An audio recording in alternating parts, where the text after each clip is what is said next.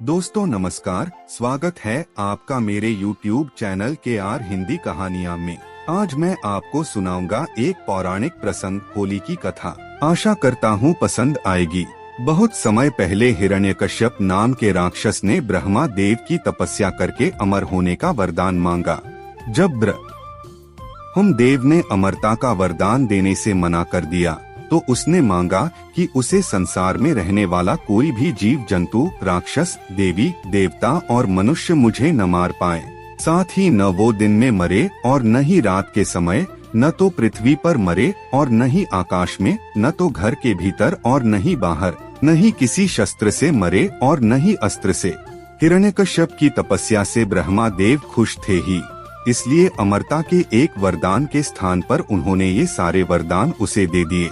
इसे पाकर वह पृथ्वी लोक में हर जगह तबाही मचाना शुरू कर दिया। उससे मनुष्य ही नहीं, देवता भी परेशान रहने लगे। वह अपनी शक्ति से दुर्बलों एवं निबलों को सताने लगा। हिरण्यकश्यप के प्रकोप से बचने के लिए लोगों को विवशतावश हिरण्यकश्यप की पूजा करनी पड़ती थी। भगवान की जगह जो भी हिरण्यकश्यप की पूजा करता वह उसे छोड़ देता, और जो उसे भगवान मानने से मना करता उसे मृत्युदंड देता अथवा अन्य सजा देता। समय के साथ राक्षस हिरण्यकश्यप का आतंक बढ़ता गया। कुछ समय बीतने पर हिरण्यकश्यप के घर एक बच्चे का जन्म हुआ, जो कि विष्णु भगवान का परम भक्त प्रहलाद हुआ।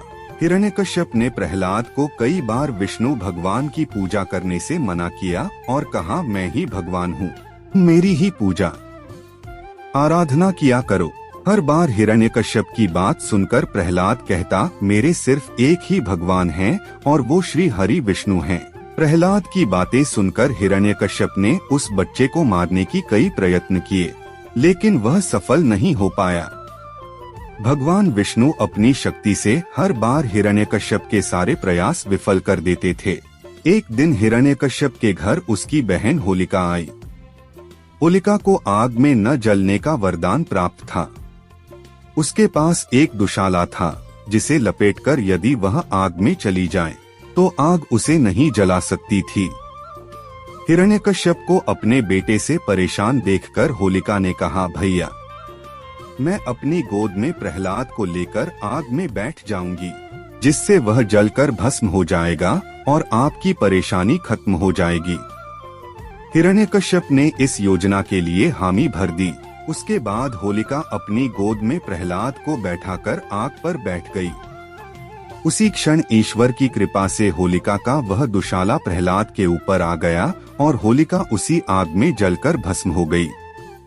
प्रहलाद एक बार फिर श्री हरि विष्णु की कृपा से बच गया। आग में जिस दिन होलिका जलकर भस्म हो गई थी, उसी दिन को आज तक लोग होलिका दहन के नाम से जानते हैं। इसे बुराई पर अच्छाई की जीत के रूप में देखते हुए खुशी में होलिका दहन के अगले दिन रंगों से होली खेली जाती है। कहानी से सीख, बुराई कितनी भी ताकतवर हो, एक दिन जीत अच्छाई की ही होती है। इसी वजह से हमेशा बुराई का मार्ग छोड़कर अच्छाई का मार्ग अपनाना चाहिए। कहानी सुनने के लिए धन्यवाद। कहानी कैसी लगी बताइएगा जरूर। यदि आप मेरे चैनल पर नए हैं तो चैनल को सब्सक्राइब करें और घंटी वाला बटन जरूर दबाएं, ताकि आप तक आने वाली नई कहानी की नोटिफिकेशन मिल सके। कहानी अच्छी लगी हो तो लाइक और शेयर करना मत भूलना। मिलते हैं नई कहानी के साथ। नमस्कार।